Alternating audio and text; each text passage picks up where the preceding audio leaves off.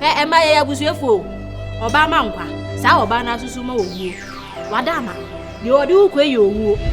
Minya da ja no be tete ja ho ni bochia ho ye aduane de bia wo. Me pa cho. Obra na me wo musesi ano. Eye time na me de bibia ye. Me ye 1 week menya time e dia ye me niema. Me de nya da je pie akwa bonten. E me na mfa kwa kwaje ani. Entu nti me say menya 2 days. Na me say me ye 2 da bi menya ho. Me pa cho. Kwafo ni papa. Kwafo. Ade me plan ho dia. Ento so ade ba ko pe no anti ya ka ba. Aha me sisi e. E go to pieto. Go to pieto ka o mo se je e. Truth ya ni bi no. Una ma na etwa to. Ai.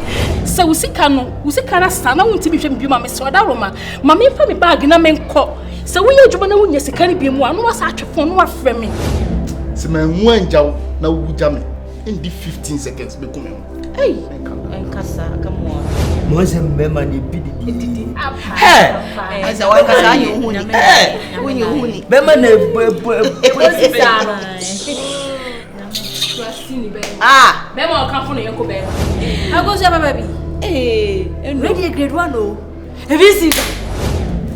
Aja me mama why you papa so. Wow, akaba. Enyo so o kan fo yenko bema. O so kan fo bema. Bema ni mo nya fo. Bema we ni edi ni kwa abosia bo. We ni edi ni di echi kwa party. We di echi kwa ekwa wura bisu efie nya wo. Oh my God, you are so sweet. Hey, mommy. Hey! Oh baby, ayo baby sing. Ni obeye bie no obeye ne fe. E ma na nya sanfa ho adwene mo adwene mu. So asem no kura ne say ase. O ma mi ni. O mfa ne ho ma. Okay.